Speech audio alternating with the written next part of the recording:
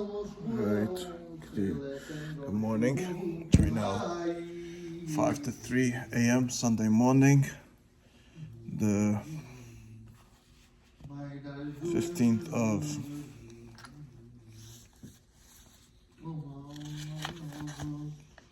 December,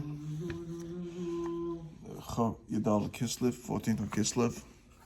Gonna say one more shit for tonight, and then I'm gonna wrap up and go take a little nap for a little while. I don't know how long I'm gonna need to sleep, but see how long I need to sleep. Well, she is gonna be on the Daily Companion.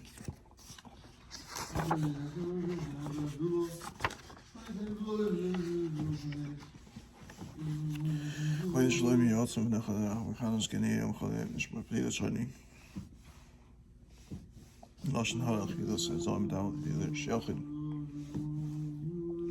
Choshkin aklai yisrael chayik mehem choshkin yisrael v'yidayis hashkadosh baruch hu. Zom dav b'yeder sheker chanufa machlikas kas gaiva lois tavoim abonas pon etzonis. Chodi ba'asa zaken shlo yidav midove yitzorach v'negufi. Nafshik omayse d'boy shem shemai. Let's go to Yud Dalit Kislev. Dalit Kislev. Svav Kislev. I wonder how many Dalit Kislevs there are. There's only one Dalit Kislev here on this calendar. Calendar of Daily Companion is only one Dalit Kislev. 7 Rules of Teilus.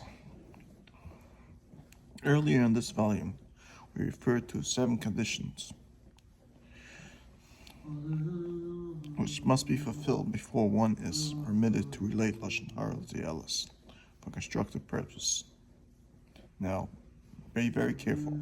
Anybody says anything wrong about a person, the Teilus, and one of these conditions don't meet, then he's over Lashon Hara.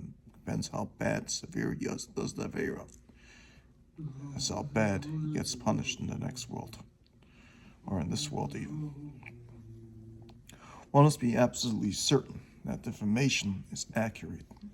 No exaggerations. And not only that, he has to verify to see that was the person's das to do also.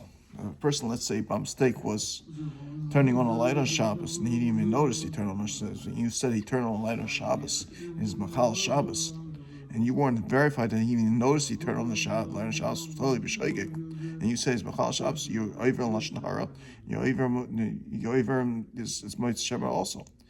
Either one has to have witnessed the incident himself, or he investigated the report and found it to be accurate according to what he saw. What he judged, it has to be also 2 people judge it, because if a person has only one view of seeing something, he's only one person seeing it, not 2 people seeing it, and they both didn't investigate to ask him what he did. If he did is wrong, then it's totally Lashon Hara, because 1 aid is only Lashon Hara, it's not 2 aids.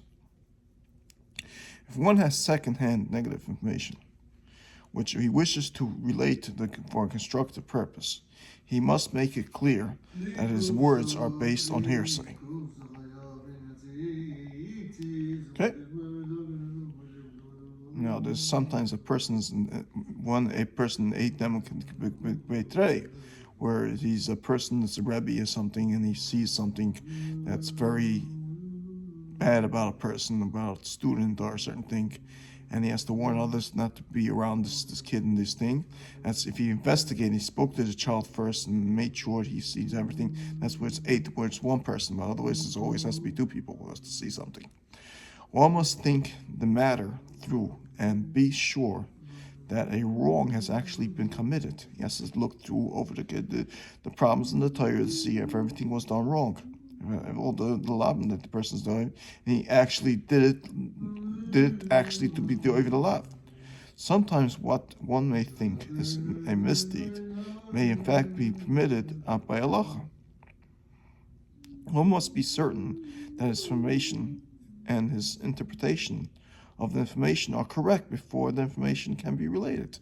In other words, he has to know 100% that that person actually did something wrong. He's a Russia. He did something terribly wrong, and he can't go emphasize it to everybody else in the world.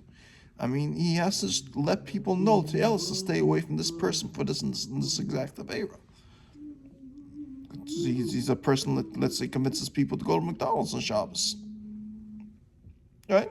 So you have to let people know, and you know for sure that that's his tachlis. He definitely wants people to eat chazer on Shabbos. Number 3 is, one must be certain that the information and his interpretation of the information are correct before the information can be related.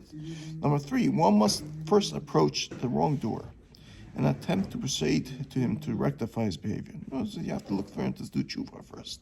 You can't go ridicule some radical person before you try to help him to get out of his sicknesses and his avera.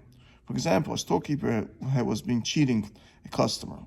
The first step would be to speak to the storekeeper and try to persuade him to return the money. Now, I had 2 stores, which I definitely would never use a credit card in those 2 stores, because I noticed they always double charge me my credit card.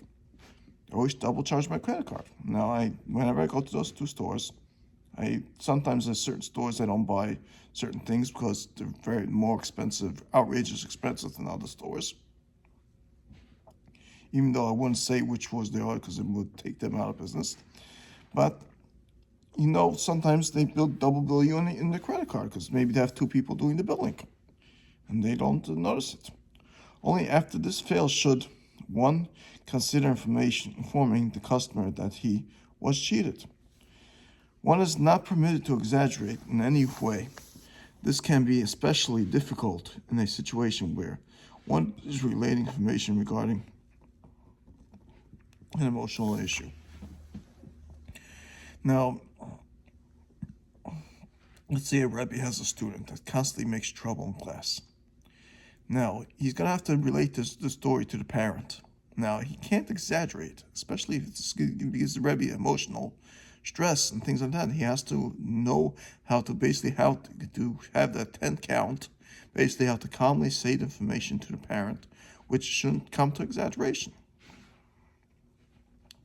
Number 5, one's intentions must be solely to help the person who is being victimized. In other words, if you know that the person is being victimized of the Lashon Hara, they're going to say, you have to look out to help him, to get him cured in all the ways that he is, not to be a Russia and throw him into 5 mental homes or things like that and make him overdose on people that should do all the crazy things to him.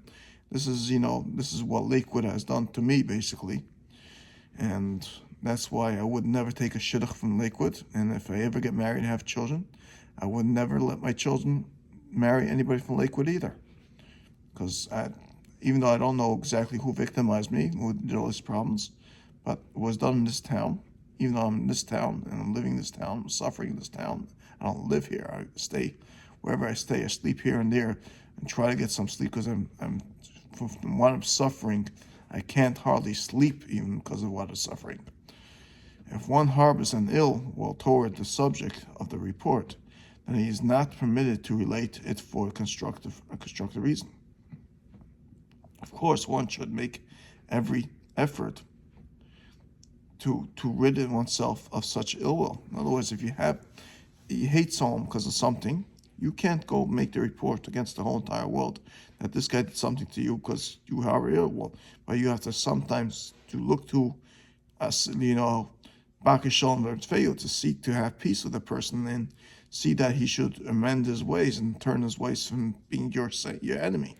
For example, for a storekeeper to tell a potential customer about his competitor's wrongdoings would have the likely effect of drawing this customer into his own store, right?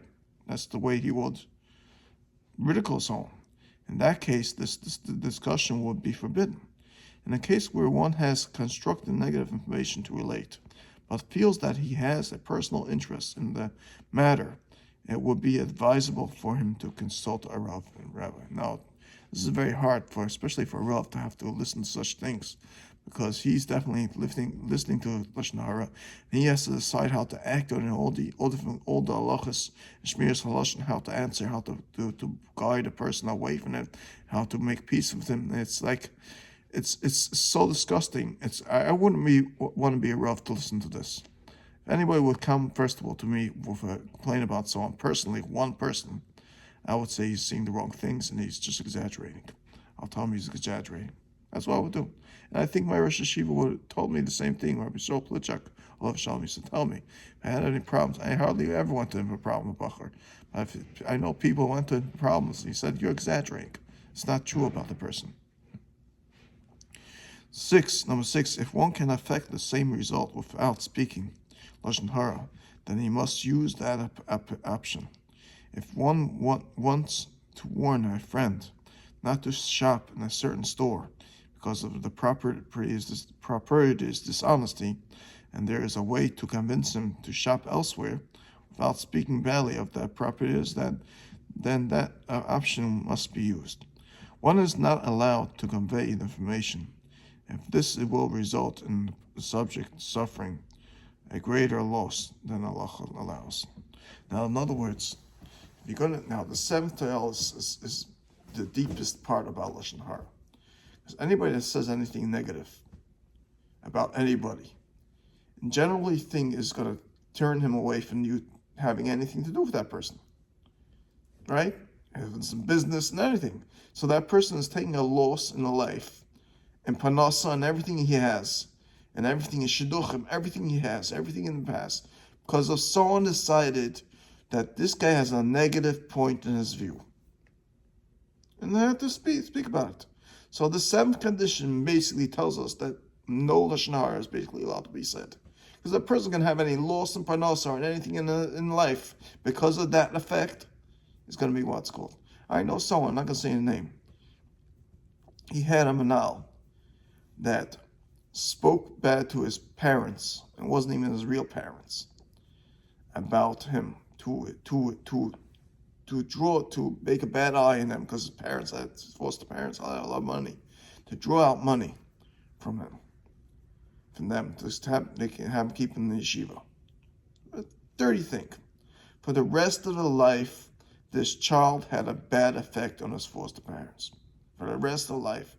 And he suffered years and years and years of serve just because a woman now decided to say something wrong about him. And it was terrible. It was terrible. It was a terrible thing. It caused him to marry a bad shidduch, caused him to marry to everything. Everything caused him a bad effect for his entire life. And this manal eventually suffered several times, and this person had to pray for him, things like that. And I don't know how this manal is doing now, but for certain things, this place, it totally made someone suffer for the rest of his life, because he wanted to draw money out of his foster parents, to keep in the yeshiva. All right. Well, anyways, this is the share of the Daily Companion, and that's the number 7 Taliels, which you can't say something which is going to make an effect for the person's life. One's intention must be solely to help the person who is being victimized. Right? That's the way it is. If you have something to say about him, you have to be prepared. If you're going to say something about him, you have to try to do everything you can to save him from all his sufferings that he's going through.